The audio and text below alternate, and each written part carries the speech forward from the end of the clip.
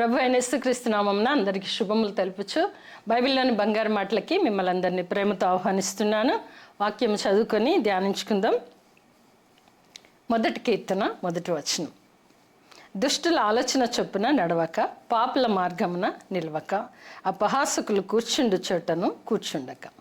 ఈరోజు మనము పాపుల మార్గమున నిలవక అని ఒక బైబిల్లోని బంగారు మాట ఎక్కడ నిలవాలి అనేది చూద్దాం పరిశుద్ధ గ్రంథంలో. అంటే పాపుల మార్గంలో నిలవక అంటే మనకు తెలుసు చాలా తప్పుడు విషయాలలో మనము ఆకర్షితులం అవుతాము, నిల్చుంటాం. ముందుగానే మనం ఉంటాం, అసలు నేను అక్కడ ఉండకూడదు కానీ నేను ఉన్నాను అని కూడా చెప్తూ ఉంటుంటాం. అయితే ఇక్కడ పాపుల మార్గమున నిలవక, ఎలాంటి మార్గాలలో నిలవాలి, ఎక్కడ ఉండాలా, బైబిల్ ఏం చెప్తుంది? నిజానికి సమాజంలో మనం చూసినట్లయితే చాలాసార్లు మనము పాపుల మార్గంలో నిలవకూడదు అని తెలిసి కూడా అనుకోకుండానే తెలియకుండానే కొన్నిసార్లు తెలిసి కూడా అక్కడ నిల్చుంటాం. అని నిల్చుంటే ఆ గుంపు అంతట్లో నీవు కూడా ఒకడివిగా లేదా భావించబడతాం. కనుక దుష్ట మార్గానికి దూరంగా ఉండటం మంచిది. అందు గురించే వాక్యం కూడా సెలవిస్తుంది, పాపుల మార్గమున నిలవక. ఎక్కడ నిల్చోవాలి, ఎక్కడ నిల్చోకూడదు అని పరిశుద్ధ గ్రంథంలోనే మనం కొన్ని చూద్దాం. ఆదికాండము 19వ అధ్యాయము 17వ వచనంలో మనము చూద్దాం. ఆదికాండము 19వ అధ్యాయము 17వ వచనం. ఆ దూతలు వారిని వెలుపలికి తీసుకొని వచ్చిన తర్వాత ఆయన, నీ ప్రాణమును దక్కించుకొనున్నట్లు పారిపోము, నీ వెనుక చూడకుము, ఈ మైదానములో ఎక్కడను నిలవక నీవు నశించిపోకుండా ఆ పర్వతమునకు పారిపోమ్మని చెప్పాను. ఇక్కడ మనం చూస్తే లోతు విషయంలో, లోతుని అనగా తన పాపుల మార్గములో ఉండకుండా అక్కడ నిలవకుండా తీసుకొని దేవదూతలు ఆ ఊరిలో నుండి మైదానంలోనికి తీసుకొని వచ్చాక చెబుతున్నటువంటి మాటలు అనమాట. ఆ దూతలు వారిని వెలుపలికి తీసుకొని వచ్చి, అనగా పాపుల మార్గం నుండి లేదా అక్కడ నశించిపోతున్న జనాంగము నుండి లేదా అక్కడ నీవు నశించిపోకుండా ఉండాలంటే అనేసి బయటకు తీసుకొని వచ్చిన తర్వాత నీ ప్రాణమును దక్కించుకొనున్నట్లు పారిపోము. అంటే పాపుల మార్గంలో నిలిస్తే ప్రాణాలు పోయే అపాయం ఉన్నది, ఆపద ఉన్నది అనే వాక్యం సెలవిస్తుంది. కనుక మరి లోతునైతే తన కుటుంబాన్ని చేతులు పట్టుకొని మరీ తీసుకొచ్చి మైదానంలో నిలబెట్టిన తర్వాత చెప్పుతున్న మాట ఏంటంటే, ఇక్కడ నిలవక నీవు నశించిపోకుండానట్లు ఈ మైదానంలో ఎక్కడను నిలవక.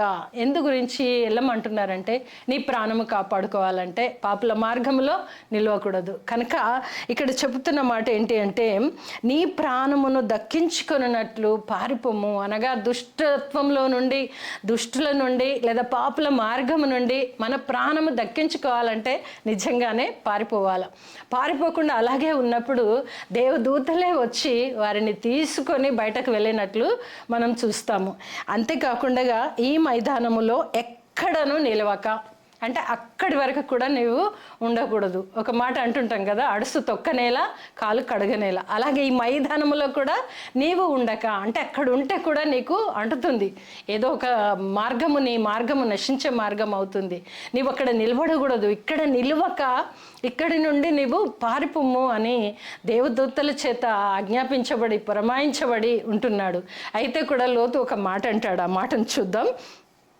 అందుకు లోతు, ప్రభువా అలాగు కాదు, ఇదిగో నీ కటాక్షము నీ దాసుని మీద వచ్చినది, నా ప్రాణము రక్షించుట వలన నీవు నా ఎడల కనపరిచిన ఈ కృప గణపరిచితిని. నేను ఆ పర్వతమునకు తప్పించుకొని పోలేను, ఈ కీడు నాకు సంభవించి చచ్చిపోదునేమో. ఇదిగో పారిపోవుటకు ఈ ఊరు సమీపములో ఉన్నది, అది చిన్నది, నన్ను అక్కడికి పోనిమ్ము అని అడుగుతున్నాడు. దేవుడు ఆయనకు బయలుపరిచింది ఒకటి, ఆయన కోరేది ఒకటి. నేను అక్కడికి పోతే చచ్చిపోదునేమో, చిన్న అనుమానం వ్యక్తపరుస్తున్నాడు. నేను అక్కడి వరకు వెళ్ళే వరకు బ్రతుకుతానో లేదో, అంత దూరం నేను ప్రయాణించలేను, కానీ ఇక్కడ పక్కనే ఉన్నది ఒక ఊరు, ఆ ఊరికి వెళ్తాను, ఆ ఊరే పేరే ఊరు, ఆ ఊరికి వెళ్తాను అని చెప్పడం మనం చూస్తుంటున్నాం. ఆయన ఒక మాట అంటున్నాడు, నీవు నన్ను కటాక్షించి నా ప్రాణము పోకుండానట్లు దుష్ట మార్గంలో నుండి పాపులు నిలిచిన దగ్గర నన్ను నిలవకుండా బయటకు తీసుకొని వచ్చావు, కానీ అంత దూరము వెళ్ళలేను, ఇక్కడ పక్కనే ఊరుంది, ఆ ఊరికి వెళ్తాను అని అడిగాడు. దేవుడు కరుణించాడు. అది గ్రహించినటువంటి లోతు చెప్తున్న మాట, నీవు నన్ను కరుణించావు, నా ప్రాణము పోకుండా కాపాడావు, దుష్టుల మార్గం నుండి నన్ను బయటకు రప్పించావు, పాపుల మార్గం నుండి నన్ను బయటకు రప్పించావు, నా ప్రాణమును దక్కించావు కనుక నేను అక్కడికి వెళ్ళనయ్యా, ఇక్కడికి వెళ్తాను అని ఆయన మొరపెట్టుకోవడం మనము చూస్తుంటున్నాం. కనుక మన జీవితాలలో కూడా చాలాసార్లు మనకు తెలిసి కూడా అక్కడే ఉండిపోయిన సందర్భాలలో మరి దేవాతి దేవుడు మనల్ని పట్టి బయటకు తీసుకొని వస్తాడు. మరి అలాగే చూస్తే 4వ అధ్యాయం ఆదికాండం 16వ వచనంలో కయ్యేను హేబేలులు తప్పు చేసినప్పుడు ఆయన దేవుని సన్నిధిలో నుండి బయటకు వెళ్ళిపోవడం మనం చూస్తాం. సరే, ఆదికాండము 4వ అధ్యాయము 16వ వచనం. అప్పుడు కయ్యేను యెహోవా సన్నిధిలో నుండి బయలుదేరి ఏదెనుకు తూర్పు దిక్కున నోదు దేశంలో కాపురం ఉండెను. దేవుని సన్నిధిలో మేలులు, బలము, సంతోషము, ఆనందము అన్నీ అనుభవించాడు. దుష్ట తలంపు చేత తమ్ముడిని చంపినప్పుడు ఆయనకు వచ్చిన పనిష్మెంట్, ఆయన దేవుని సన్నిధి విడిచి పారిపోవాల్సి వచ్చింది. దేవుని సన్నిధిలో నుండి, మేలుల నుండి కీడులోనికి వెళ్ళాల్సినటువంటి కయ్యేను మనం చూస్తుంటున్నాం. మన జీవితాలలో దేవుడు అంత మేలు చేత నింపినప్పుడు కూడా మన దుష్ట తలంపుల చేత కీడులోనికి ప్రవేశించే ఆస్కారం కూడా ఉంది. అందుకే పాపుల మార్గమున నిలవక, దేవుని మార్గమున, దేవుని సన్నిధిన నిలవక మరి దుష్టుడిగా మారిపోయి దేవుని సన్నిధిలో నుండి బయటకు వెళ్ళుట మరి కయ్యను కూడా చూస్తున్నాం. అలాగే లోతు విషయంలో కూడా చూస్తే లోతును కనికరించి ఆ పాపుల మార్గం నుండి ఆడ నిలవకుండా బయటకు తీసుకొని వచ్చిన దేవదూతల సహాయం చేత బయటకి వచ్చాడు. అప్పుడు వారు చెప్తున్నారు, నిన్ను ఇంకా అక్కడి వరకు కొనిపోవును, కానీ నువ్వు అక్కడికి నేను చూపిస్తున్న దేశం వెళ్ళు అన్నప్పుడు, అయ్యా నేను అక్కడికి వెళ్ళానయ్యా, నేను ఈ పక్కనే ఉన్న ఊర్లోకి వెళ్తాను, అక్కడ నేను బ్రతుకుతాను అని చెప్పి లోతు కోరుకున్నట్లు చూస్తాం. మన జీవితాలలో కూడా దేవుడు మనకు అనేక సార్లు మనకు బయలుపరుస్తూనే ఉంటాడు. అయినను కూడా మనం ఏమంటుంటామంటే, నేను అంత దూరం ప్రయాణము చేయలేను, నేను ఇక్కడ ఉంటాను, నాకు ఇది చాలు అనుకుంటాం. దేవుడు గొప్పవి ఇవ్వడానికి సిద్ధమవుతాడు, కానీ మనం తీసుకునేది ఇంతదే తీసుకుంటాం. కొన్నిసార్లు ఎంత ఆశిస్తాము, కానీ దేవుడు చిన్నది కూడా ఇచ్చి దాని చేత తృప్తి పరుస్తాడు. అది దేవుని యొక్క కార్యం. కనుక మనము పాపుల మార్గంలో ఉన్నాము, ఎక్కడ ఒకవేళ అలా ఉన్నట్లయితే కూడా దేవుడు మనల్ని కరుణించే దేవుడు. ఎప్పుడైతే మనం ఆయన తట్టు చూస్తామో మనల్ని కాపాడే దేవుడు, సంరక్షించే దేవుడు. కనుక పాపుల మార్గంలో నిలవకుండా దేవునికి ఇష్టమైన బిడ్డలుగా జీవించడానికి దేవుడు ఎన్నో మేలు ఏర్పాట్లను మనకు చేసి ఉన్నాడు. అలాగే చూస్తే యోనా పరిస్థితి, యోనా గ్రంథంలో కూడా మనం చూస్తే యోనా గ్రంథము 1వ అధ్యాయము 3వ వచనం చదువుదాం. 3వ వచనం. అయితే యెహోవా సన్నిధిలో నుండి తర్షీషు పట్టణమునకు పారిపోవలనని యోనా యొప్పేకు పోయి తర్షీషునకు పోవు ఒక ఓడను చూచి ప్రయాణమునకు కేవు ఇచ్చి యెహోవా సన్నిధిలో నిల్వక ఓడ వారితో కూడి తర్షీషునకు పోవుటకు ఓడ ఎక్కెను. ఎక్కడటండి? ఆయన దేవుని సన్నిధిలో నిలవక. మనం వాక్యం చూసాము, పాపుల మార్గమున నిలవకూడదు, కానీ యోనా దేవుని సన్నిధిలో నిలవక మరి ఆయన తర్షీష్కు పోవడానికి తన మనసులో నిశ్చయించుకున్నాడు. చూడండి, దేవుడు మంచి మార్గం చూపించాడు, ఒక మంచి బాధ్యతనిచ్చాడు. నీ వెళ్ళు, ఒక పట్టణం అంతా నశించిపోకుండా నీకు గొప్ప బాధ్యతనిచ్చినప్పుడు అది అటు వెళ్ళకుండా నేను దేవుని సన్నిధిలో నుండే పక్కకి వెళ్ళిపోతానని యోనా ప్రయాణమయ్యాడు. కానీ దేవుడు కరుణామయుడు, దేవుడు జాలిపరుడు.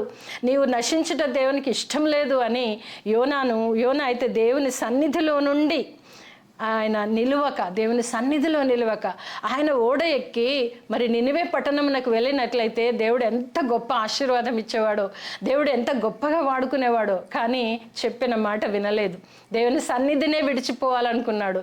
వెళ్ళమన్న చోటికి వెళ్ళకుండా వెళ్ళకూడని చోటికి వెళ్ళటానికి నిశ్చయించుకున్నాడు. దేవుని సన్నిధిలో నుండి అడుగు బయట పెట్టాడు. అయినను కూడా దేవుడు జాలిపరుడై ఉన్నాడు.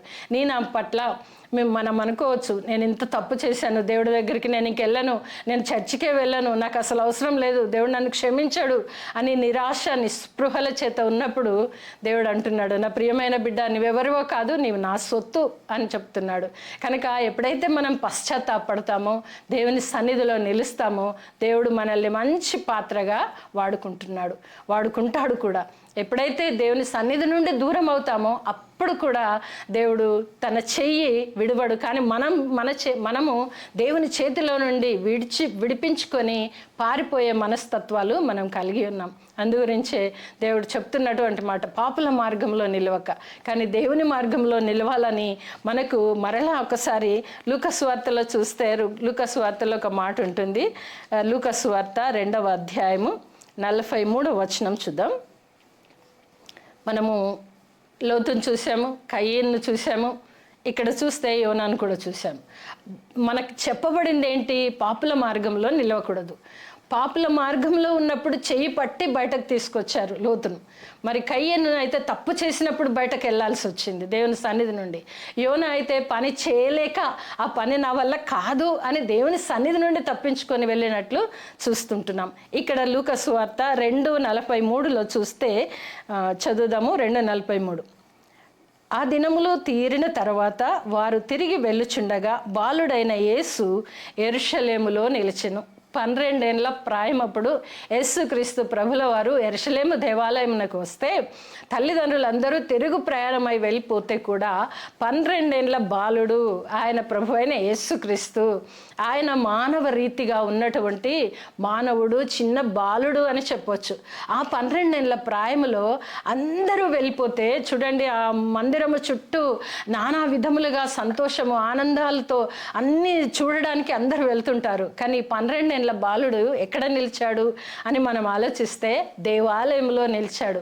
ఆయన చిన్ననాటి నుండే దైవపుత్రుడుగా ఉన్నాడు కనుక దేవుని విడిచిపెట్టని, ఇహలోక ఆకర్షణకు లోను కాకుండా, బయటకు వెళ్ళి ఏదో చూడకుండా పరిశుద్ధ దేవాలయములో నిలిచినట్టుగా చూస్తుంటున్నాం. అందుకే మనందరికీ హెచ్చరిక, పాపుల మార్గంలో నిలవక. ఎక్కడ నిలవాలి? పరిశుద్ధ సన్నిధానములో దేవుని వాక్కును గైకుంటూ దేవుని ప్రియబిడ్డలుగా నిలవాలని ప్రభు అయిన యేసుక్రీస్తే మనకు మార్గదర్శిగా ఉంటూ మనకు ఉపదేశిస్తున్నటువంటి సందేశం.